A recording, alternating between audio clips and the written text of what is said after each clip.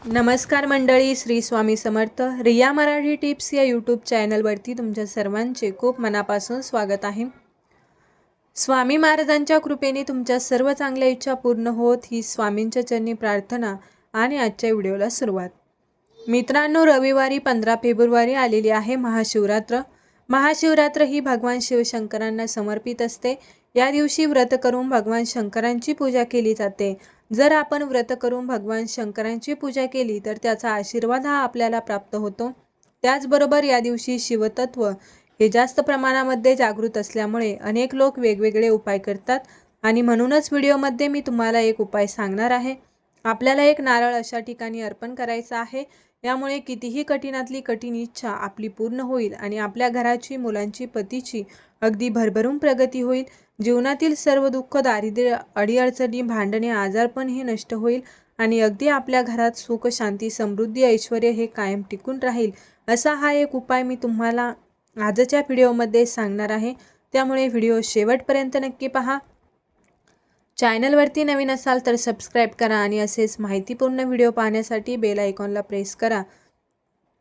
तर मित्रांनो, आपल्या घरामध्ये सतत भांडणं होत असतात, मतभेद असतील, कलह असतील, त्याचबरोबर घरात सतत आजारपण असेल, एखादी व्यक्ती सारखी आजारी पडत असेल, एक झालं की दुसरा आजारी पडतो, सतत आपल्या घरामध्ये कशाची अडचण येते, तुमची कामंही पूर्ण होत नाहीत, घरात लक्ष्मी नांदत नाही, पैसा टिकत नाही, वारंवार दुःखाचा डोंगर आपल्या घरावरती येतो, तर तुम्ही हा उपाय आहे तर तो हा महाशिवरात्रीला नक्की करा.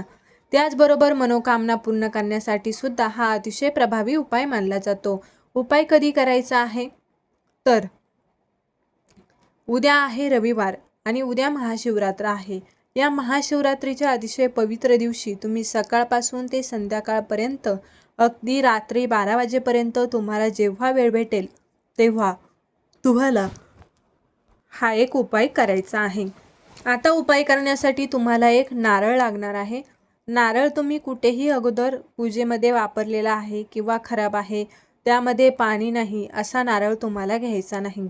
एक चांगला नारळ ज्यामध्ये पाणी असेल किंवा हिरव्या कलरचा नारळ असेल तो तुम्हाला घ्यायचा नाही.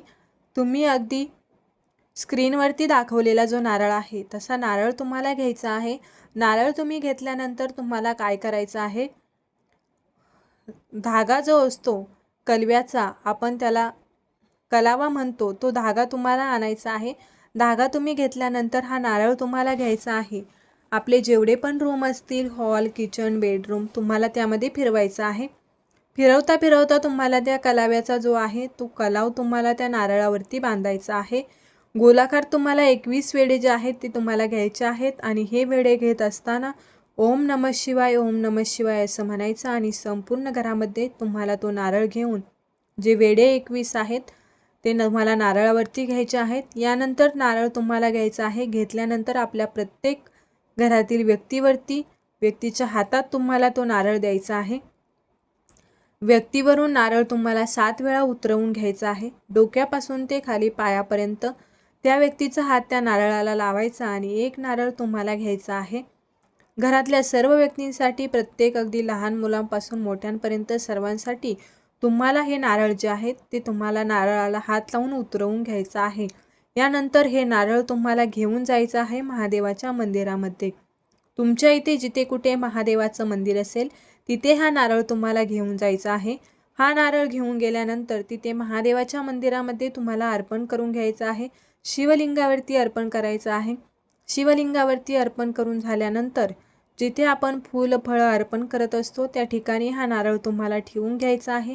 ठेवल्यानंतर महादेवाला प्रार्थना करायची आहे, माझ्या कुटुंबातील सर्व दोष अडचणी नष्ट होऊ दे, घरातील दारिद्र्य दुःख नष्ट होऊ दे, त्याचबरोबर घरातला आजारपण जे आहे तर ते सुद्धा नष्ट होऊ दे आणि सर्व इच्छा मनोकामना पूर्ण होऊ दे अशी प्रार्थना करून ते नारळ तुम्हाला तिथे ठेवून द्यायचं आहे.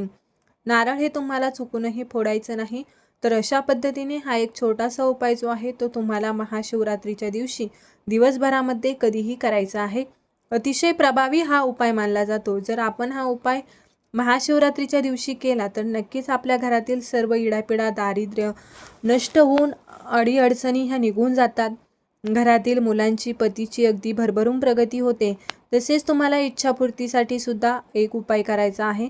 तुमच्या मनात भरपूर दिवसापासून एखादी इच्छा असेल आणि ती तुम्हाला पूर्ण करायची असेल तर तुम्हाला काय करायचं आहे, एक तांब्याचा कलश घ्यायचा आहे। कलश घेतल्यानंतर तुम्हाला काय करायचं आहे, त्यामध्ये थोडेसे चिमूटभर काळे तीळ टाकायचे आहेत आणि यानंतर तुम्हाला 5 प्रकारच्या 5 झाडांची पानं घ्यायची आहेत। प्रत्येक झाडाचं पान एक तुम्हाला घ्यायचं आहे। कुठल्याही झाडाचं पान तुम्ही घेऊ शकता। तुमच्या घरात शमीचं झाड असेल तर शमीचं पान घेऊ शकता, आंब्याचं असेल तर आंब्याचं घेऊ शकता, बेलाचं पान असेल तर बेलाचं पानसुद्धा घेऊ शकता, लिंबाचं झाड आहे लिंबाचं पानाचे घेऊ शकता, जास्वंदीच्या फुलाचं झाड आहे, कुठल्याही झाडांची तुम्ही प्रत्येकी 5 पानं, एका झाडाचं एक असं तुम्हाला घ्यायचं आहे। कलशामध्ये तुम्हाला ते टाकायचं आहे। हे पाणी तुम्हाला अर्धा तास तुमच्या घरामध्ये ठेवायचं आहे। यानंतर हे पाणी घेऊन तुम्हाला शिवमंदिरामध्ये जाऊन शिवलिंगावरती ओम नमः शिवाय नमःस्तु हे जल तुम्हाला अर्पण करायचं आहे। ओम नमः शिवाय म्हणत तुम्ही हे जल अर्पण करू शकता।